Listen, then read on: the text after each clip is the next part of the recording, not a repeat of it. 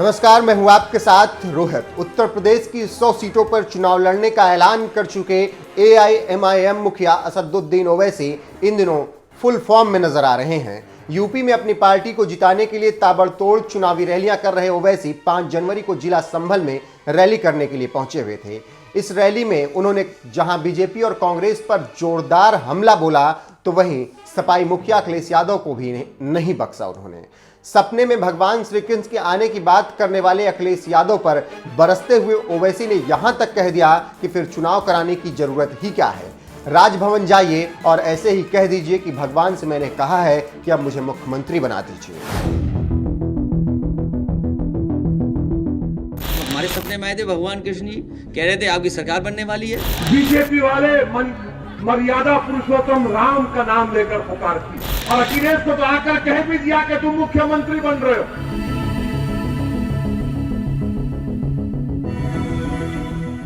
दरअसल अभी कुछ ही दिनों पहले सपाई मुखिया अखिलेश यादव ने कहा था और एक बयान दिया था, जिसमें उन्होंने बयान देते हुए कहा था कि मेरे सपने में रोज भगवान श्री कृष्ण आते हैं और कहते हैं कि यूपी में समाजवादी पार्टी की सरकार आने वाली है। रात में हम पे आए थे, रात में हमारे सपने में आए थे भगवान कृष्ण जी, कह रहे थे आपकी सरकार बनने वाली है। रात में हम पे आए थे, रात में हमारे सपने में आए थे भगवान कृष्ण जी, कह रहे थे आपकी सरकार बनने वाली है। और एक बार नहीं आए, हर दिन आते हैं।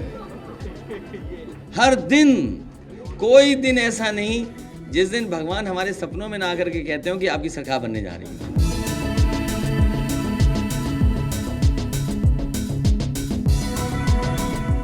अखिलेश यादव के इसी बयान पर हैदराबादी सांसद असदुद्दीन ओवैसी इस कदर भड़क गए कि इसी गुस्से में उनकी जुबान पर मर्यादा पुरुषोत्तम श्री राम और भगवान श्री कृष्ण का नाम आ गया।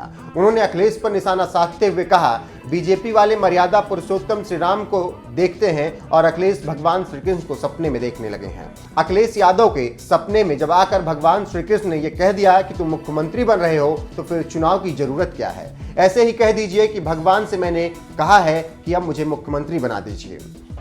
अखिलेश यादव आजकल कह रहे हैं कि मुझे ख्वाब में भगवान श्री कृष्ण आ रहे हैं। बीजेपी वाले मर्यादा पुरुषोत्तम राम का नाम लेकर पुकारती। ये राम को देखते हैं, वो कृष्ण भगवान को ख्वाब में देखते हैं और अखिलेश को तो आकर कह भी दिया कि तुम मुख्यमंत्री बन रहे हो।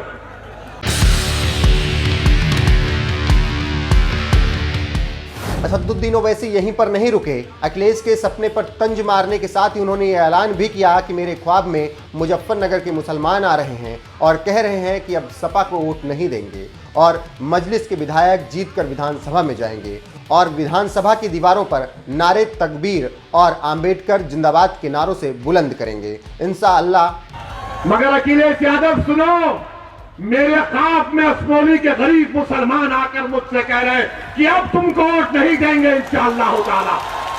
मेरे ख्वाब में मुजफ्फरनगर के वो मजलूम मुसलमान जो अपने घरों से बेघर हो गए आकर कह रहे कि कोई तो हमारी हक की आवाज बुलंद करो। मेरे ख्वाब में यह है कि इंशाअल्लाह उत्तर प्रदेश की विधानसभा में मजलिस के विधायक जीत कर जाएंगे और उस विधानसभा के दरो दीवार को नारे तकबीर और अम्बेडकर जिंदाबाद के नारों से बुलंद करेंगे इंशाअल्लाह ताला। मेरे अजीज दोस्तों और बुजुर्गों, संविधान की इज्जत, संविधान की अजमत को बचाना है तो आपको इन तमाम चीजों पर गौर करके फैसला लेना है।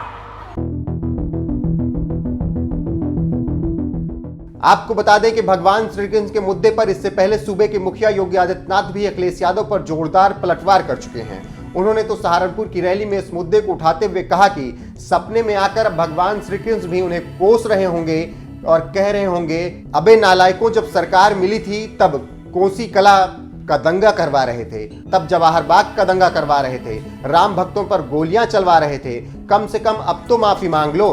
समाजवादी पार्टी के बबुआ भी अब बोल रहे हैं ना, आपने देखा होगा, आप उनके वक्तव्य क्या आ रहे हैं। आज वो भी बोल रहे हैं कि अगर उनकी सरकार होती तो वो भी राम मंदिर का निर्माण करा देते। अब उनको सपने भी बहुत आ रहे हैं और सपने भी इस कदर आ रहे हैं कि सपने में आकर भगवान कृष्ण भी उनको अब कोस रहे हैं कि अबे नालायकों, जब सरकार मिली थी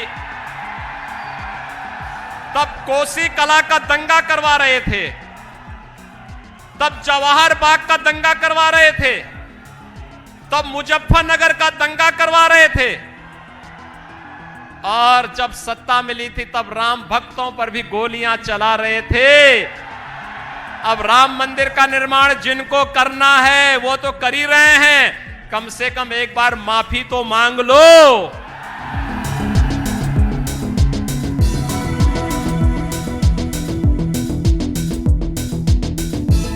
सपने में भगवान श्री कृष्ण के आने की बात करने वाले अखिलेश यादव को सीएम योगी और असदुद्दीन ओवैसी ने कुछ इसी तरीके से घेरने की कोशिश की। ओवैसी ने जहां कहा कि मेरे सपने में मुसलमान आ रहे हैं, तो वहीं सीएम योगी ने कहा कि राम भक्तों पर गोलियां चलवाने वाले अब तो माफी मांग लें। भगवान श्री कृष्ण के नाम पर छिड़ी इस सियासी जंग के बीच जारी वार पलटवार पर बहरहाल आपका क्या कुछ कहना है, अपनी राय हमें कमेंट कर जरूर बताएं।